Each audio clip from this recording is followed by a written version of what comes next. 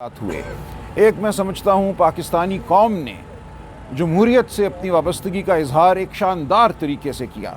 जिस तरह उस दिन वोट पड़ा, तमाम पाबंदियों के बावजूद, तमाम खौफ के बावजूद लोग आए, उन्होंने वोट डाला और ऐसे वोट डाला जिसने उनके जज्बात की अक्कासी की, उनकी जो सोच है उसकी अक्कासी की।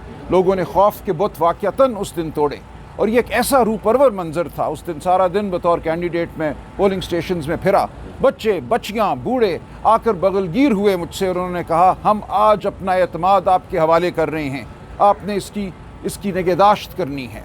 अंकल, बेटा, हर किस्म के अलकाबात से नवाजा गया हमें और हम बहुत खुश थे कि पाकिस्तानी कौम ने जमहूरियत के साथ, इस रियासत के साथ अपनी वाबस्तगी का इजहार उस तरीके से किया है जो आइन और कानून चाहते हैं।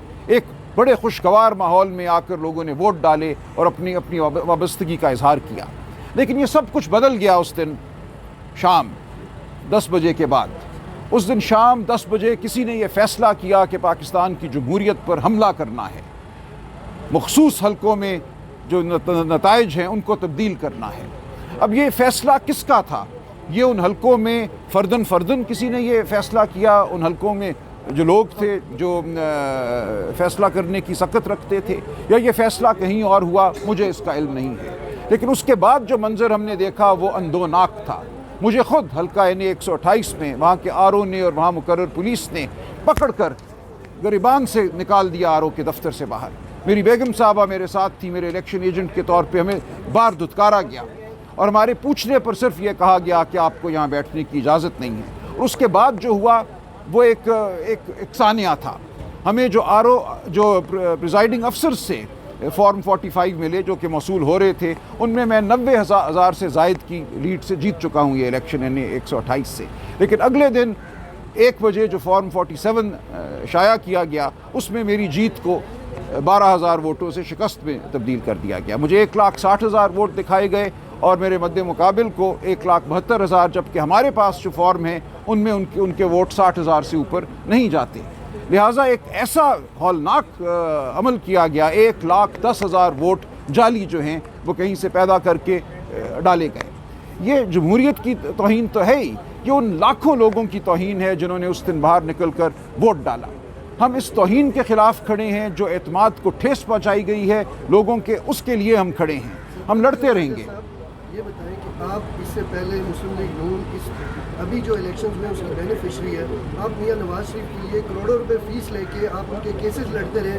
आज आपको कैसा लग रहा है कि उनकी जमात जो है वो इस धांधली के नतीजे में हुकूमत में आ रही है? देखिए, मुझे बहुत अफसोस हो रहा है। हम जो मुकदमे लड़ रहे थे 2017 में, वो क्या मुकदमे थे? हम यही कह रहे थे कि अदालती अमल के ज़रिए रजीम चेंज नहीं होना चाहिए इस मुल्क में। अवाम को मौका दें कि वो मुंतखब करें किसने हुकूमत में रहना है, किसने हुकूमत में नहीं रहना। ऐसा नहीं होना चाहिए कि आप JITs बनाएं, अदालतों को बिठाएं और उनके ज़रिए किसी के नाम पे सुर्ख लकीर लगाएं और उसको बाहर निकाल दें। हम उस उसूल के लिए तब भी लड़ रहे थे और मैं उस उसूल के लिए आज भी लड़ रहा हूँ कि ये काम जमहूर के हवाले करें, अवाम के हवाले करें, उन्हें वोट डालने दें, उनके वोट को वाक़ियतन इज़्ज़त दें। और आज मुझे अफसोस है कि जो अवाम के वोट की इज़्ज़त की बात करते थे वो आज इस बेतौकीरी और बेइज़्ज़ती की बुनियाद पर हुकूमत कायम करना चाहते हैं। इसका मतलब आपकी जजमेंट ठीक नहीं थी उस वक्त? बिल्कुल ठीक थी। मेरी जजमेंट किसी शख्स के हवाले से ना तब थी ना आज है। मेरी जजमेंट एक उसूल के हवाले से है। जो भी उस उसूल के लिए खड़ा है मैं उसके साथ खड़ा था और खड़ा रहूँगा। आप क्या समझते हैं जो इंतखाबात में धांधली हुई किसने करवाई है? मुझे नहीं पता। देखें, ये बात तो शवाहिद से करनी चाहिए। मुझे इतना पता है कि धांधली हुई है, मुझे ये पता है कि धांधली कैसे हुई है, आरओज़ ने और पुलिस अफसरान ने क्या रोल अदा किया है, वो सब मेरे सामने है। आरओ साहिबान और पुलिस अफसरान ने जो मौजूद थे मौके पे आरओ के दफ्तरों में, उन्होंने लोगों को पकड़ कर उम्मीदवारों को बाहर निकाला, दरवाजे बंद किए, मारपीट की और उसके बाद जो दस्तावेज़ात बनाई जिनका अब हमने तकाजा किया है कि दिखाएं हमें किस बुनियाद पे ये 1 लाख की लीड जो है उसको 12,000 की शिकस्त में तब्दील किया गया। जिस तरह से आज हम देख रहे हैं सबसे ज़्यादा तादाद जो है आज़ाद उम्मीदवारों की और PTI की है, तो फॉर्म 45 के हवाले से यहाँ पर आ रहे हैं। आपको पूरा मन एहतजाज भी करने नहीं दिया जा रहा, तो कोई ऐसा लायामल है कि सारी लायर कम्यूनिटी जो है वो इकट्ठी होगी? देखिए, लॉयर कम्यूनिटी शायद ना इकट्ठी हो और ये ज़रूरी भी नहीं है। मैं समझता हूँ अवाम को इकट्ठा होना चाहिए, हर शरीफ नफ्स शख्स को इस मामले में इकट्ठा होना चाहिए। इसका ताल्लुक सियासत से नहीं है, ये सियासत से बहुत ऊपर की उसूली बात है। लॉयर एक छोटा सा हिस्सा है माशरे का, माशरे का आप सब हिस्सा हैं, माशरे का हिस्सा अवाम है। ہمیں بطور عوام بطور پاکستانی احتجاج کرنا ہے کہ ایسا مت کرو. اس کا بینیفیشری کوئی بھی ہو, اس سے مضروب کوئی بھی ہو, ہمیں اس اصول کے لیے کھڑے ہونا ہے. سلمان صاحب بتائیے گا, ہم دنیا چاند پہ پہنچ چکی ہے, ابھی تک ہمارے سسٹم جو ہے 10 بجے کے بعد اچانک بیٹھنا شروع ہو جاتا ہے. یہ دیکھیں جان بوجھ کر ہوتا ہے. الیکشن کمیشن کے باہر آپ موجود ہیں, یہ ہمیشہ سے ہوتا آ رہا ہے. سر ایسا اس سسٹم پہ کیا کہنا چاہیں گے, اس پہ کھل کے بات کیجیے گا کہ یہ سسٹم اچانک سے بیٹھنا شروع ہو جاتا ہے. دنیا میں کتنی زیادہ ترقی ہو چکی ہے اور ابھی تک ہم اسی بات پہ اٹکے ہوئے ہیں کہ ہمارے نتائج کو 3 دن لگ جاتے ہیں. سر اب ہم ایسی ایک 1.5 ارب آبادی والے ملک نہیں ہے, 24 کروڑ ووٹ ہے, تو 24 کروڑ میں سے کچھ ووٹ پڑے ہیں, ابھی 24 کروڑ بندے نے ووٹ نہیں کاسٹ. اس سسٹم کے بارے میں کیا کہتے ہیں؟ دیکھیے یہ تو پھر ایک بات کسی حد تک مفروضے کی ہوگی, لیکن یہ بات تو واضح ہے کہ جو 8 فروری کو انٹرنیٹ بند ہوا, جو 8 فروری کو فونوں کے جو ڈیٹا پیکیجز ہیں ان کو بند کیا گیا, اس کی وجہ سے یہ تمام دھاندلی ہوئی ہے. اگر اس دن انٹرنیٹ بند نہ ہوتا تو پریزائڈنگ افسران اپنے اپنے پولنگ اسٹیشن سے براہ راست الیکٹرانکلی فارم 45 جو ہیں وہ الیکشن کمیشن کی ڈیٹا بیس میں بھیجتے, اور یہ تمام جو جھگڑا اب ہمارے سامنے ہے یہ نہ ہوتا. اس جھگڑے کو پیدا کیا گیا انٹرنیٹ کو بند کر کے, اس دن فون سروسز کو بند کر کے. دیکھیے ہم ہر جگہ استدعا کریں گے, ہر دروازہ کھٹکھٹائیں گے, اعتماد ہو یا نہ ہو, جو کوئی قانونی راستہ ہے اس کو ہم اپنائیں گے. اب اعتماد ہونا ضروری نہیں ہے, ہمارے پاس جو راستہ ہے اس کو اپنائیں گے, ورنہ جو بات ہے وہ تو ہم کرتے ہی رہیں گے. الیکشن کمیشن نے کل ایک فیصلہ جاری کیا جس میں یہ کہا کہ RO 3 فروری میں رپورٹ جمع کروائے اور فارم 47 کو جاری نہ کرے. اس بعد اسی کی ریورس میں آج خود ڈیسیژن دے دیا. آپ کو کس حد تک امید ہے کہ یہ؟ دیکھیے مجھے نہیں پتا, مختلف مقدمات کے مختلف حقائق ہوتے ہیں. کسی مقدمے میں وہ یہ کہہ سکتے ہیں کہ روکو فارم 47 کو, کسی میں کہہ سکتے ہیں نہ روکو. اس سے کوئی عمومی تاثر نہیں لینا چاہیے. سر یہ بتائیے گا کہ 76 سالوں میں ہمیشہ سے دھاندلی کے الزامات ایک دوسرے کے اوپر لگتے رہتے ہیں, درست لگتے رہیں. دیکھیں دھاندلی کا معاملہ ختم کب ہوگا؟ نہیں ہوگا ختم جب تک ریاست فیصلہ نہیں کرے گی کہ دھاندلی نہیں کرنی, نہیں ہونے دینی. دھاندلی کو صرف ریاست ختم کرا سکتی ہے, اور جب ہمیں نظر یہ آ رہا ہے کہ ریاستی اہلکار دھاندلی میں شامل تھے. دیکھیں یہاں دھاندلی فریقین کے درمیان بہت کم ہوئی ہے, ہوئی ہوگی وہ, لیکن اصل دھاندلی RO اور پولیس افسران نے کی ہے. تو یہ فریق تو نہیں تھے بظاہر, انہوں نے کیوں یہ حرکت کی؟ کیوں RO صاحبان نے پولیس افسران کو کہا کہ نکال دو ان لوگوں کو میرے دفتر سے؟ قانون کا تقاضا ہے کہ کنسالیڈیشن جو ہے وہ فریقین کینڈیڈیٹ کی موجودگی میں ہوگی. ہمیں نظر آنا چاہیے تھا کہ کون سا فارم 45 ایک پریزائڈنگ افسر لے کر آیا ہے, اس کے مطابق اندراج ہوا ہے یا نہیں ہوا. جب ہمیں کمروں سے نکال دیا گیا تو ہمیں کیا پتا کہ انہوں نے جو نمبر ڈالے ہیں وہ کہاں سے لے کر ڈالے ہیں.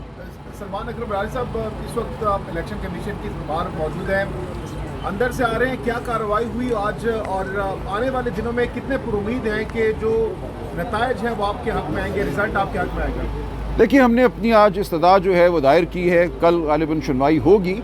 دیکھیے امید کا ہونا نہ ہونا غیر اہم ہے. میرے لیے ایک جو راستہ ہے اس پہ میں نے چلنا ہے, وہ راستہ قانون کا, آئین کا راستہ ہے. اس میں یہی میرے سامنے ایک ذریعہ ہے کہ میں اپنا احتجاج جو ہے, جو اپنی استدعا ہے وہ آگے بڑھاؤں. اور جو ہوا ہے میری نظر میں وہ اتنی فاش دھاندلی ہے کہ کوئی بھی ادارہ, کوئی بھی جج, کوئی بھی الیکشن کمیشن اس کو جھٹلا نہیں سکے گا. راجہ صاحب آپ دھاندلی کا تو ذکر کر رہے ہیں, لیکن دھاندلی کے کرداروں کا, ذمہ داران کا ذکر نہیں کر رہے. گارڈین نے ایک آرٹیکل لکھا, اس میں آپ کو کوٹ کیا, بعد میں آپ نے ٹویٹ کیا جی کوٹ کیا گیا. بالکل. آپ کھل کر کیوں نہیں سامنے آ رہے؟ دیکھیں میرے سامنے کر رہے ہیں, انہیں کیوں نہیں نامینیٹ؟ دیکھیں میں کیسے کہوں, میں نے کہہ دیا نا RO اور پولیس افسران نے کی ہے. ان کو کس نے کہا تھا, میرے پاس اس کا کوئی ثبوت نہیں ہے. مجھے تو یہ نظر آیا کہ RO صاحبان کے دفتر میں دھاندلی ہوئی, کرنے والے RO صاحبان تھے اور ان کے معاون تھے پولیس افسران. یہ دو کردار تو بالکل سامنے ہیں اور میں کھل کر ان کا نام لیتا ہوں. میں اپنے حلقے کے حوالے سے کوئی تعامل نہیں سمجھتا, میں نے ٹویٹ میں نام بھی لیے ہیں, لیکن اس کے پیچھے کون ہے یہ مجھے نہیں معلوم. چیلنج کیا تھا مہر نیازی نے لاہور ہائی کورٹ کے اندر, اور سپریم کورٹ نے انہی ROs کو بحال کیا تھا. آپ کو لگتا ہے کہ یہ پہلے سے سارا کا سارا پلان کیا گیا تھا؟ دیکھیں میں اب سپریم کورٹ کے حوالے سے نہیں کچھ کہہ سکتا. انہوں نے تو اس لیے بحال کیا تھا کہ اس وقت دیر بہت ہو گئی تھی. ROs کی تعیناتی کو بہت پہلے چیلنج ہونا چاہیے تھا, اور غالباً کیا بھی گیا تھا. وہ پٹیشن لگی 2 ہفتے کے تعطل سے تھی. یہ بالکل ROs کا کردار جو ہے وہ میں سمجھتا ہوں انتہائی افسوسناک ہے, اور ROs کو ہم کہاں سے لائیں، آسمان سے لائیں، مجھے نہیں پتا، لیکن آئندہ الیکشنوں میں سمجھتا ہوں ہمیں ضرور جوڈیشل افسران پہ کو فوقیت دینی چاہیے انتظامی افسران پہ۔ راجہ صاحب یہ بتا دیجیے گا، سلمان اکرم راجہ صاحب آپ یہ بتا لائے عمل آپ لوگوں کا کیا ہوگا؟ دیکھیں باقی لائے عمل تو پرامن سیاسی احتجاج ہی ہوگا، اس کے علاوہ کیا ہو سکتا ہے؟ اپوزیشن میں بیٹھیں گے پھر؟